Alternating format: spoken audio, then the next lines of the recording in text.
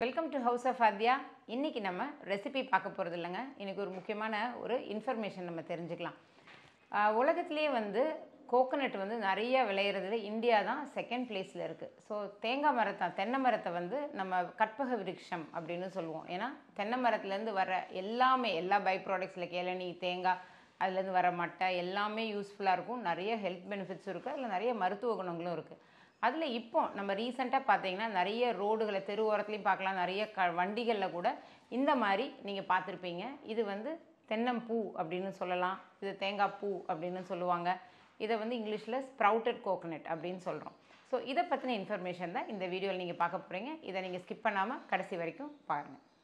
இதோட பெனிஃபிட்ஸ் என்னன்னு அப்படின்னு தெரிஞ்சுக்கிறதுக்கு முன்னாடி இந்த தேங்காய் பூ எப்படி வளருதுன்னு ஃபஸ்ட் நம்ம தெரிஞ்சுக்கலாம். தேங்காய் பொதுவாக நம்ம வீட்டில் சமையலுக்கு எல்லாருமே யூஸ் பண்ணுவீங்க. அதுவும் எஸ்பெஷலி கோஸ்டல் ஏரியாஸில் கோகோனட் இல்லாமல் எந்த ரெசிபீஸுமே இருக்காது.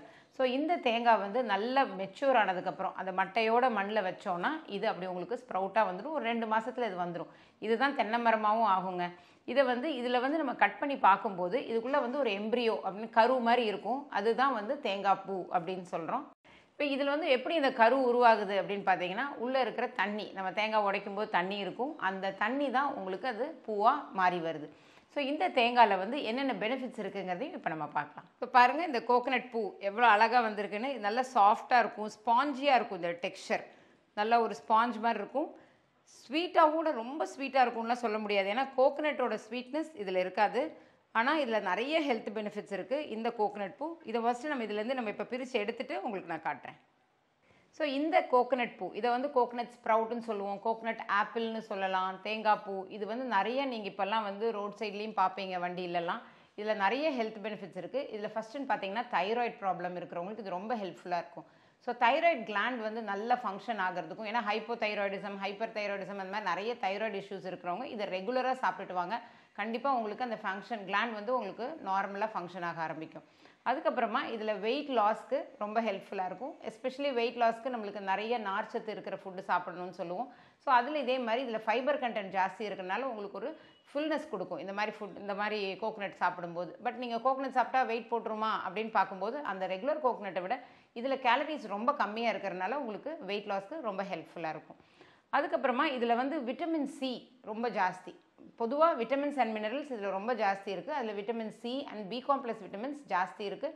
அப்புறம் கால்சியம், அயன், பொட்டாசியம், பாஸ்பரஸ் இதெல்லாம் ஜாஸ்தியாக இருக்கிறனால இதில் நம்மளுக்கு நோய் எதிர்ப்பு சக்திக்கு ரொம்ப ஹெல்ப்ஃபுல்லாக இருக்கும். இம்யூனிட்டி பவர் இன்க்ரீஸ் ஆகும்.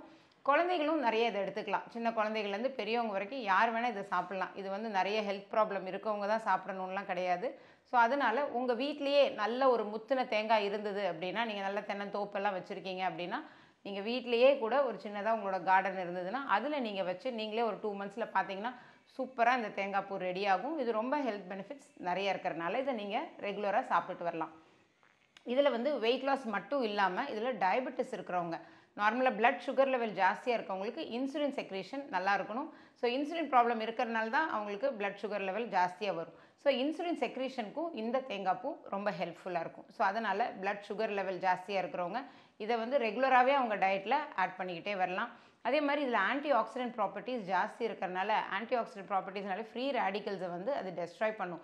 ஸோ இதனால் உங்களுக்கு ஆன்டி கேன்சரஸ் அப்படின்னு சொல்லுவோம் இதோட ப்ராப்பர்ட்டியில் மெயினாக. ஸோ கேன்சர் இருக்கிறவங்க தான் சாப்பிடணும் அப்படிலாம் கிடையாது. இந்த மாதிரி நிறைய நம்ம எக்ஸ்போஸ் ஆகிறோம், பொல்யூஷனில் எக்ஸ்போஸ் ஆகிறோம், நிறைய ஃபுட் கலர்ஸ் இருக்கிற ஃபுட்டெல்லாம் சாப்பிட்றோம், நிறைய ப்ரிசர்வேட்டிவ்ஸ் இருக்கிற ஃபுட் சாப்பிட்றதுனால நிறைய யாருக்கு வரும்லாம் சொல்ல முடியாது. ஸோ அதனால் அந்த மாதிரி ப்ராப்பர்ட்டிஸ் இருக்கிற ஃபுட்டை நம்ம ரெகுலராக சாப்பிட்டே வரணும். அதில் இந்த தேங்காய் பூ ஒன் ஆஃப் த சூப்பரான ஒரு சூப்பர் ஃபுட் அப்படின்னே கூட சொல்லலாம். இந்த ஆன்டி கேன்சரஸ் இதோட பெனிஃபிட்ஸில் முக்கியமானதுன்னு பார்த்தீங்கன்னா, எல்லாத்துக்கும் இருக்கிற டைஜஷன் ப்ராப்ளமை இது ஹெல்ப் பண்ணும். டைஜஷனுங்கிறது நான் சொல்கிறது இன்டைஜஷன் மட்டும் இல்லாமல் அசிடிட்டி, அல்சர் ப்ராப்ளம் இருக்கிறவங்க, கான்ஸ்டிபேஷன் ப்ராப்ளம் இருக்கவங்க, இந்த மாதிரி கட் ஹெல்த்தில் என்ன பிரச்சனை இருந்தாலும் சரி இதை ரெகுலராக சாப்பிட்டு வரலாம். இது ரொம்ப ஸ்வீட்டும் இருக்காது, நல்லா ஸ்பாஞ்சியாக ஜூஸியாக இருக்கும், ரொம்ப டேஸ்ட்டாகவும் இருக்கும். ஸோ அதனால் இதை நீங்கள் ரெகுலராக சாப்பிட்லாம் இன்டைஜஷன் ப்ராப்ளம் இருக்கிறவங்களுக்கு.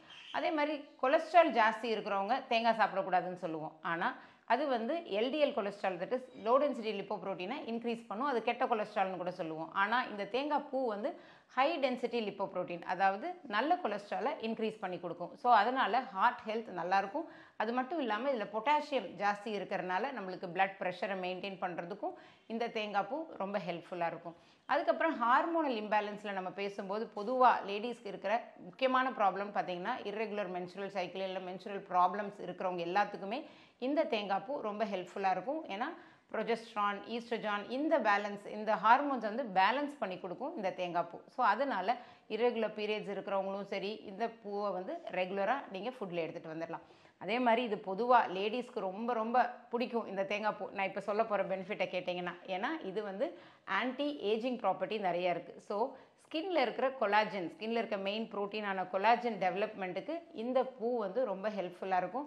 ஸோ எப்போவுமே நம்ம இளமையாக இருக்கணுமா, இந்த தேங்காய் பூவை ரெகுலராக சாப்பிடுங்க. அது மட்டும் இல்லாமல் ஸ்கின்ல வர மற்ற ப்ராப்ளம் லைக் ரேஷஸாக இருக்கட்டும், இல்லை இச்சிங்காக இருக்கட்டும், இந்த மாதிரி ஸ்கின் ப்ராப்ளம் ரிலேட்டட் எல்லா இஷ்யூஸுக்குமே இந்த தேங்காய் பூ ரொம்ப ஹெல்ப்ஃபுல்லாக இருக்கும்.